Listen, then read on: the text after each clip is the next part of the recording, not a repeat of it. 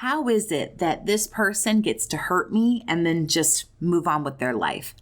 Why doesn't this behavior bother them at all? Why does everything always seem to just work out for the narcissist? I hear those questions quite a lot. And as a survivor myself, I have asked them before as well.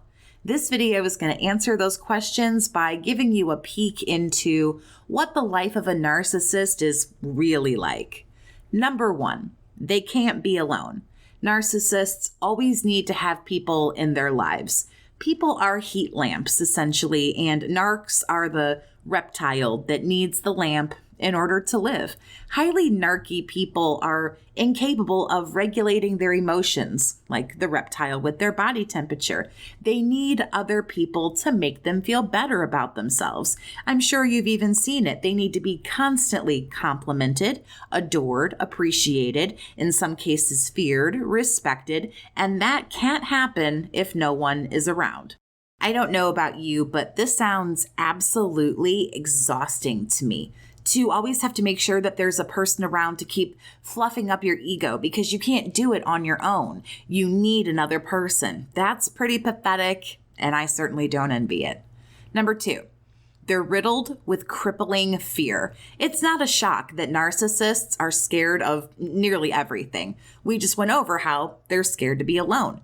They're also scared of anything that would cause them a narcissistic injury, shame, embarrassment, humiliation, rejection. Well, no one likes rejection. No one likes any of these things. But when you have a delicate ego that you've left in other people's hands to try to balance, it's going to cause a lot of fear. We're not going to go on about fears all day long, but the fact that they are scared of everything, that just doesn't sound fun to me at all. It doesn't sound like a person who's getting away with something. The life of a narcissist sounds scary, of course, and daunting, very overwhelming. Number three, they see humanity as a weakness. Highly narcissistic people see things like vulnerability, humanity, real emotions, and intimacy, kindness as well, as a weakness. And seeing something that way means you're obviously going to try to avoid it, as we obviously know that narcissistic people do. Think about what life must really be like for this person. No compassion, no humanity, no vulnerability, no opening up, no intimacy or closeness with others. You know, for someone who doesn't want to be lonely, what a lonely way to live when you actually give it some real thought. Number four, desperation for perfection. This is one of the examples I like to use to show the exhaustion that a narcissist goes through while they're seeking supply. Ultimately, with supply, narcs are looking for perfection, that one source of supply that's going to fix them, give them what they want, love them, actually make it to where they don't need more than one source. This one person's going to provide everything. Again, the impossible. However, they think they find the right person, and then that doesn't work. And it doesn't work with this person or this person, this one, and the person and the relationships fail over and over and over, regardless of who the new person is or isn't, because the issues lie with the narcissist. How terrible life must be, because I really think these people know they're doomed. You can't convince me that these people don't know the way that they're acting and that they don't know that they're the problem.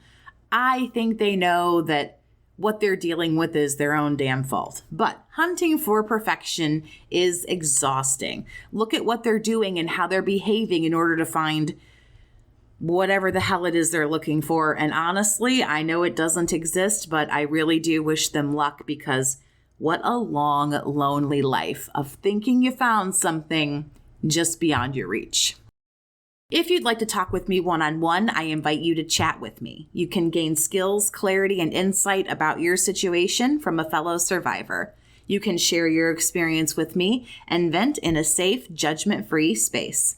Links and information to get started are available for you down in the video description.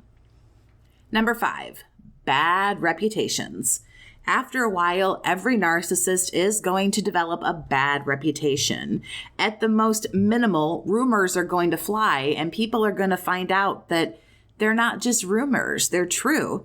Some narcs quickly gain a bad reputation. For others, it does take some time, but it's still nothing to write home about, that the whole town kind of has it sorted out that you're a piece of shit and that you suck.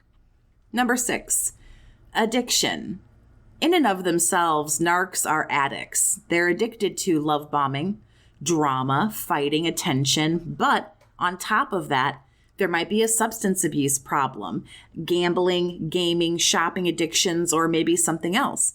Addiction is a sign of trauma. We know narcs obviously have trauma that they're not dealing with. It's why they're behaving this way. So on top of the horrible behavior this person has already, add to it an addiction. This makes life even harder for anybody. You don't want to struggle with an addiction on top of narcissism. Let's also not forget they might be dealing with other mental issues and disorders as well that I'm positive you don't envy. It's shocking when things do seem to work out, quote unquote, for narcissistic people. Honestly, I'm kind of glad that half of what goes well for them does, because I've only explained a few points that I really want to make in this video, and I would not want to live like this at all.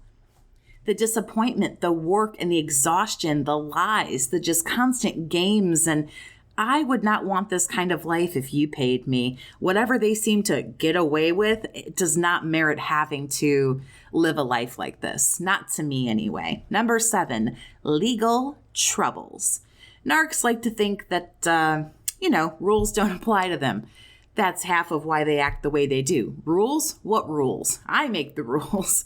In fact, they actually don't. And thinking that they do can get them into some serious trouble. Restraining orders, eviction notices, being arrested, serving time, paying fines, so on and so forth. And because their ways of thinking don't change, they can be known to do this over and over again. Number 8, empty relationships. I touched on this earlier, but I just really want to hammer this point home. Yes, these people don't want to be alone, and have no fear. A narcissist is always going to find someone to put up with the bullshit. The relationships will always be there, but they're going to be hollow, shallow, superficial, empty, and nothing more than a business deal. You're just there so that they don't feel lonely. Remember when you were 5 years old? A teddy bear handled that job. And that's what you're becoming to a narcissist.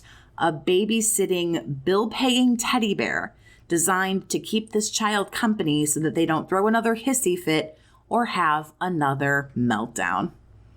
Number 9, missing happiness. This is really one of the reasons why I pity people who have the high levels of narcissism.